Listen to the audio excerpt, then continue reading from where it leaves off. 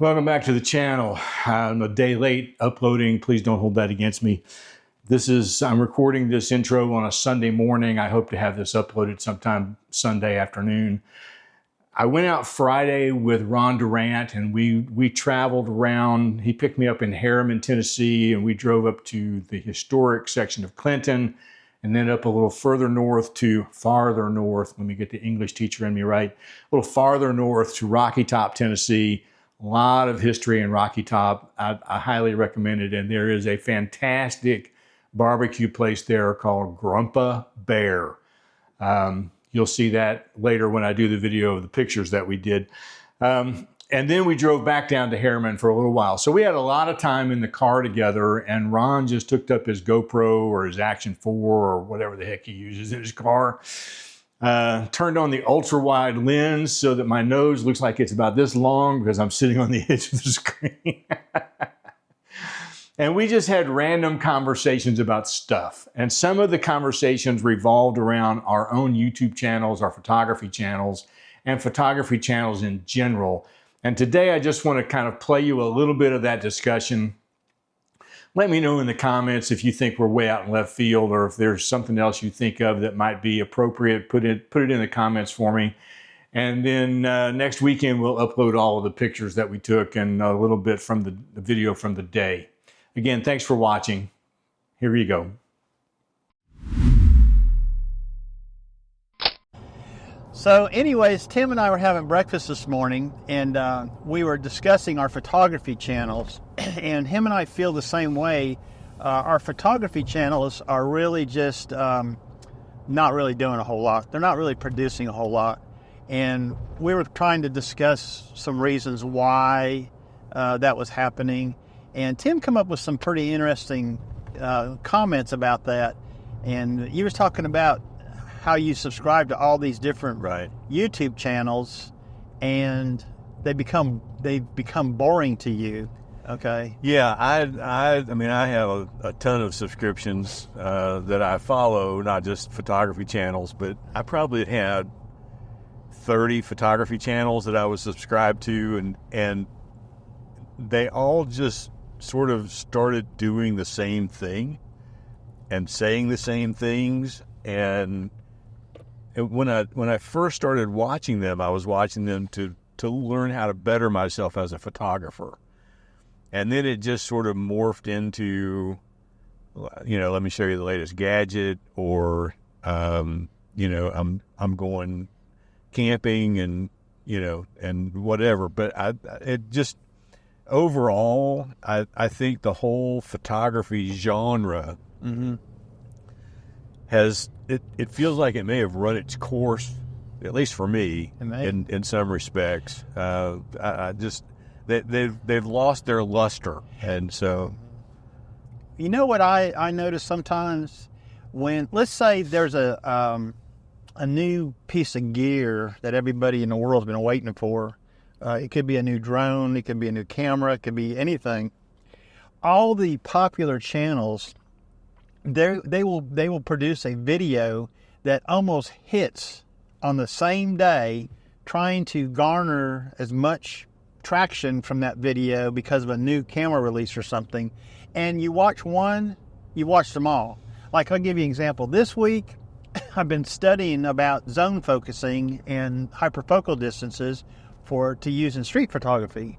And every time I put that search in there, I get the same videos popping up. Right.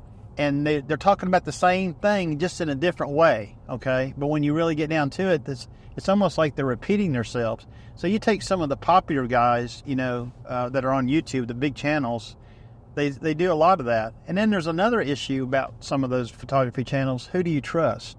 Exactly. Okay. How much testing did they actually do? Okay. And when you watch somebody's photography channel, you can get a pretty good idea in the first 10 or 15 minutes that they're full of shit. Okay. Yeah, you can. And usually when they are. Wait, you didn't say shit on your channel? I did say shit. Maybe I should say doo-doo. But anyway, yeah. Maybe the logarithm will pick that up and make this one go viral. Maybe that's what we need to start doing. Throw a cuss word in there and watch the logarithm go crazy. But anyway, yeah, I mean, I can tell pretty quick, when somebody doesn't know what you're talking about. So, sometimes I think about, we always end our videos kind of the same way, asking people to like the video. Well, not really asking them, reminding them, okay, because that is a big problem for me personally. Yeah. If I'm watching a video, and I have people I follow pretty regular, besides you and David and Phil and that, I've got people that are not around here that I follow. There's one guy up in the Pacific Northwest called Folk Art and Photography or something like that. There's certain channels that I follow based on my interest, and I will watch most of their videos. I don't even know his real name. I tried to find out. He's never answered me, but it's Folk Art and Camera, or Folk Art. And I'll put a link to his channel in the description too. Okay, I like listening to him. He hasn't made it to 1,000 subscribers yet. He's like 776 or something like that. And he's just growing his channel really slow, which is fine by him. And he's really laid back about his discussions. And I usually click the like button pretty quick, pretty early on in his video, just because I like him. Yeah. So after having those discussions, Tim, how do you really feel about your photography channel? your photography channel. How do you? Well, it's a mixed bag for me. I'll be honest, because I've got the New Retired Me channel. It's got 54,000 subscribers now, and it's if a video doesn't hit a couple of thousand views, it's not a very good video. And then I've got this Life in Motion Diaries channel where I'm posting a video every day, and they will get 500 or 600 views on average, and I'm happy with that. I've got about 1,300 subscribers now. The photography channel was my first channel. It was my first love, and I've got around 2,500 subscribers, I think. That channel's pretty old too, isn't it? It wasn't always photography, So there's a lot of people that subscribed years ago that they're not coming back. They're not watching now. I know that, but my videos are getting like 150 or 200 views, and I'm thinking, I'm putting an awful lot of effort into this for this little bit of a reward. And there are days when I think, well, I need to just hang it up, concentrate on the other stuff I'm doing, and then I decide to go out like today and make another video. Yeah. That's one of the things that on my other two channels, they don't involve photography. So it's just a matter of sitting down and editing the video, exporting the video, uploading the video. But on the photography channel, I might have 300 pictures I got to go through. Yeah. And I know if I posted more than once a week, I would probably get more views. But I don't have the time to go out and shoot that kind of photography, So, our friend Phil Thatch, he's got a day off where he might go out and make 2 videos in a day. Right. And because he's doing bird photography, he's got this really nice setup in his backyard where he can just go sit out there and watch birds. And if I wish I had that kind of setup on my photography channel, but I'm not doing that kind of photography. Well, Phil also only has one channel. True. We have multiple channels, so our brains are going in different directions. Yeah. Phil's concentrating on his one channel and the type of videos he does for that channel. And he's pretty successful at that. Yeah, he's been very successful. And, I watch Phil's videos. I enjoy watching them. And, but, back to our channels, I feel like, so for me, on my photography channel, my situation's very similar to Tim. My video creation has become, to me, funner, for lack of a better word, than the photography stuff. And I'm talking about actually doing the photography. I get more enjoyment out of doing video than I do photography, although photography's always been my first love, and especially landscape photography. But what I've found is I've been neglecting my photography channel. I probably haven't posted any good videos in 6 or 7 months on my channel that I would consider worthy. I think the last one I posted was a couple months ago over the summer months when I did that early morning shoot at the barn. Okay, it explained my whole deal. Okay, about what we were doing. Okay, or what I was doing, and it got a lot of views and a lot of comments. And to me, that was probably one of my better videos. I got about 170 videos on the channel, and I can probably count on one hand my better videos, the ones that I think are better, okay? Well, this is, they say that if you can get 1,000 true fans, you could make a living doing whatever it is you're doing. And I've got 54,000 subscribers on my retired channel, but I don't have 1,000 true fans. Yeah. The numbers don't. The numbers don't reflect. No, I sort of estimate that I may have between 150 and 200 true fans who will watch anything I put up and comment and find something interesting to say about it or ask a question or whatever. Mm-hmm. But it's like I did a video the other day, yesterday, the video I posted yesterday. It was on a punt boat ride I took in Cambridge, England. I've seen that one. And by now, any other video I've done would be at between 1,000 and 1,500 views. The last time I checked it had about 600 and something views. People are just not interested. The live stream I did last night, that was a total disaster. It was good, though. It's already got over 1,000 views, and it's only been up 12 hours. I know. It was fun. I had a Zoom meeting last night with my Camera Club board members. Oh, I forgot about that. And it ended right at 8:30, and I jumped up, and I went out to the kitchen to get another cup of coffee, and I said, oh, Tim's live stream's going on. I need to go in there and click on it. So I was a few minutes late, but I got in there, and I didn't stay very long because I had to go to bed and get ready for today, so... But, yeah, I did stay long enough to watch the phone tumble. But back to the number part we were just talking about. I'm like you. I have about 1,370 subscribers on my photography channel, and it's taken me 2 years to get that far. Yeah. And I felt like I was growing the channel, which was good. That's what I want. I want people who are genuinely interested. But how I look at my numbers is this. If I post a video and it's not being pushed out by YouTube, it's just standing on its own, and I get 200 or 300 views on my photography channel, I think I'm doing good. Yeah. Okay? Yeah. Now, on my work channel, which I have about 1,300 subscribers on it, it's more of a niche market, okay, for me. And if you want to see that channel, I'll put a description and link.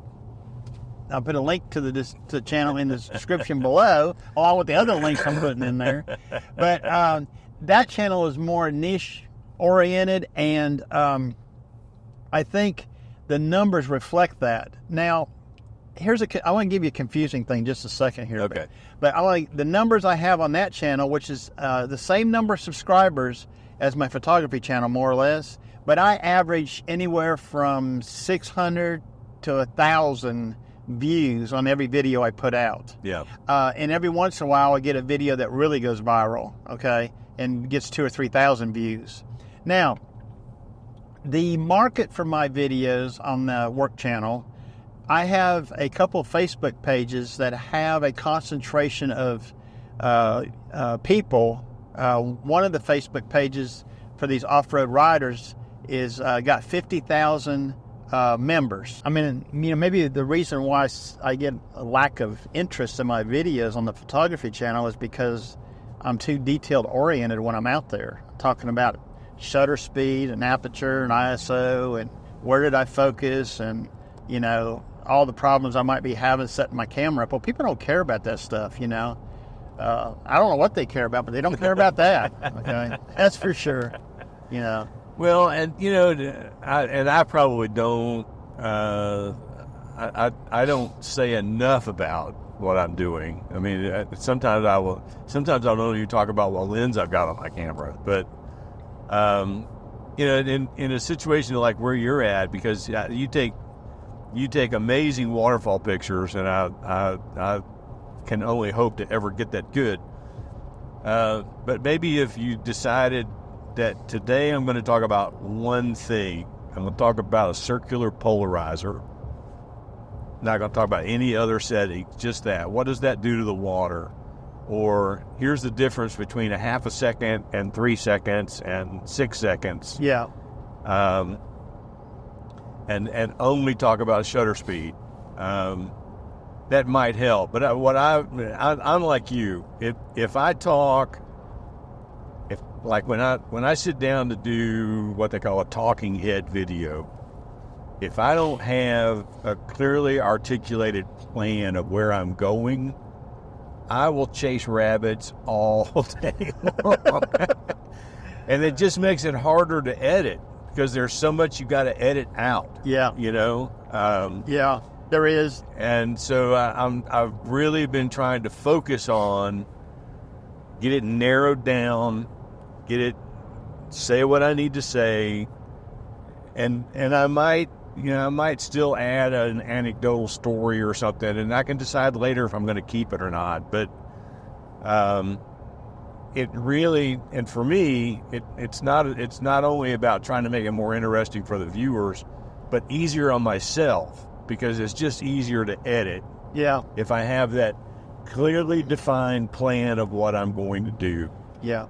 I'm bad about planning. I've thought about it. I got a pad of paper on my desk. I said, I need to make a story outline and then go do, a lot of people say on YouTube, if you're going to do a video, if you're in photography and you're going to do a video, go out with the purpose of doing the video, not photography. Right. Okay? Yeah. And okay, I bite. I'll do that. And I'll sit down with a pad of paper and I'll try to come up with a story outline. And I'm thinking, my brain just don't work that way, I'm not. I can come up with a story outline, but what's going to happen when I actually get there and the story outline isn't happening? Okay, what is the story outline? I don't know, but yeah, and I've learned by watching other YouTube channels and what they say, and they're right. If you're going to do a video, go out and do a video. If you're going to go do photography, go do photography. Yeah, well, and I'm sure you found this to be the same. But when I go out to make a video for my photography channel, my brain is only really concentrating on what am I videoing. Did I get the close-up shot? Did I get the wide shot? Did I say this? Did I do whatever? And my brain is not focused on these are the 12 things I need to be thinking through before I snap this picture. And if I just go out to just take pictures, then my brain is just focused on that. And I always wind up with better results if that's what I do. So like on a day like today where we're going to Rocky Top, I will do 2 or 3 little clips of something talking, but it won't be about, here's my setup, here's what I'm looking at, it'll just be talk for a while, put some images in the video, talk a little more, and then, I can get all the talking done pretty early, and then I've got the rest of the time to just go around and take pictures and not worry about the video anymore. Right. And some of the bigger channels, and I'll just reference a couple that I can remember, but like I'll watch Nigel Danson. Yeah. And they will do a video about photography, but usually their video is mixture between being in the studio and being out in the field. Right. But they don't get into a whole bunch of great deal of technical stuff in the video, and then they show the pictures. that they got. Right. Okay, and basically it is where we're at. Okay, what we're seeing and what did we photograph, and that's basically their video. Yeah. And I'm okay with that because I watched those videos. You know, Thomas Heaton, he's a little different. He's a little more dramatic, or well, I don't even know the word I'm trying to use, but he has a different style to himself. And like we were talking at breakfast this morning, and we mentioned Thomas Heaton. Yeah. And lately, to me, some of his videos have not been as interesting to me to watch as he has done in the past. Yeah. I don't know if he's hitting a slump or if he's trying some new things or what he's doing, but I don't end up watching his videos that long recently because they're not interesting to me. Yeah, no, I'm the same. And, part of it for me too is that, and this, I don't take this the wrong way because it will be about you in a little bit as well. Yeah, okay. But you're a Nikon shooter. Right. And I'm a Canon shooter. Right. And so when you do a live stream and you're talking about Nikon, right. I mean, I try to be on for a little while because I want to be supportive. I want to give you some views. I want to make sure I hit the like button. I got leave some comments. But I don't have a clue what you're talking about. Right. Or, and I'm not going to be switching over to Nikon or Sony or Fuji or, whoever. Yeah. I am a stuck, dyed-in-the-wool Canon user. I've got too much invested to go out and try to do a bunch of other stuff. So when these channels start to get super dedicated to a particular brand, it doesn't interest me anymore because it's not about the pictures. Right. It's not about the technique. Now it's just about, it's about the brand, and that's not my brand. And well, let's call this what it is. Okay. Let's call this a channel critique. Okay. Okay. So I hear I hear what you're saying, and I do, and it got me just now to thinking. Okay, maybe I should reinvent my videos for my photography channel. Maybe I should change and not talk about specific name brand gear all the time. Okay, if you're going to go out and shoot a video on waterfowl photography, then get away from the technical aspects of the gear. Okay, don't talk about. You can say you're using a 12 to 24 lens, but don't get into the great big details of the settings and all that kind of stuff. Just go with the flow, and then like you said earlier, talk about a circular polarizer filter, or how to get this kind of effect versus that kind of effect, but try to concentrate on not being so gear central. Does that make sense? Yes. Yeah. So yeah, I get that, and it's good. These type of talks.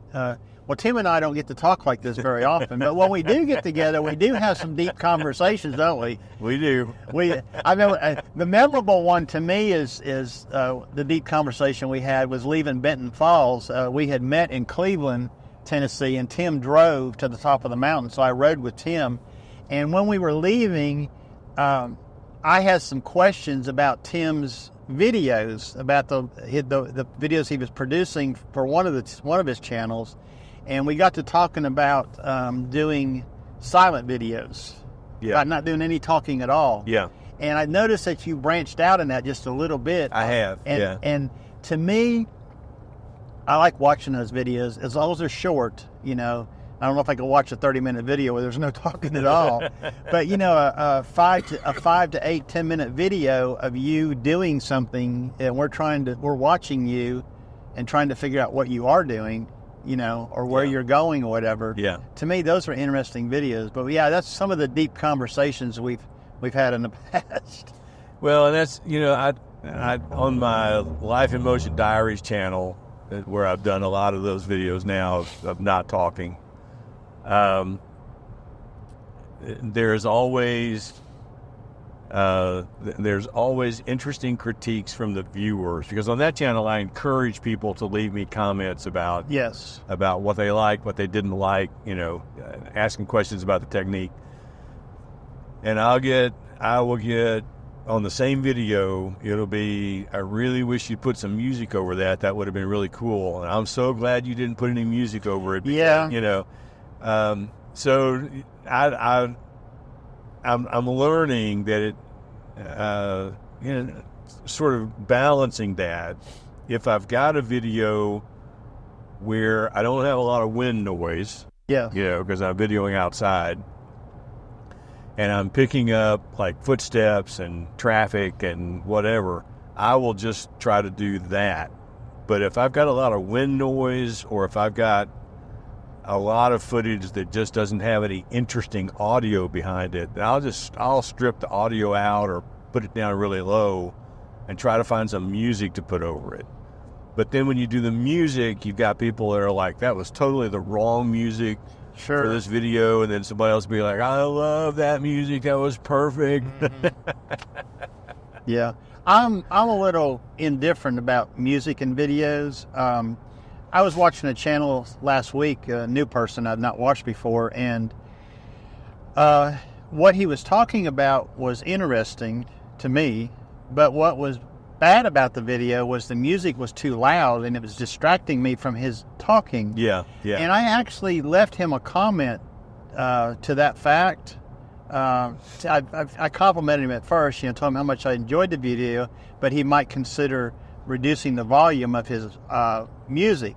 Okay, I didn't get a response back from him or anything, and I don't even know if he's seen the comment. I'm sure he did, but you know, that's the kind of critique I think that helps content creators get better. Okay, Exactly. so I am always open for comments and critiques. You know, Well, you know, when I started the New Retired Me channel, my original vision of that was, if I was doing a talking head video, I might have a little bit of subtle music underneath just to sort of carry my voice along. But it didn't take but 3 or 4 videos for people to say, well, one of them, the music was too loud, like you're talking about. yeah, But other people who were picking up my channel from outside the United States said, English is not my first language, and I'm having trouble understanding you sure, with the music. And I was like, no more music, I'm done. yeah. I very rarely put music on any of my videos, only if I'm maybe showing a series of photographs and I'm trying to fill in a dead space. Yeah. I pull some clips somewhere and just play. I think music can be overdone and distracting in any kind of video, but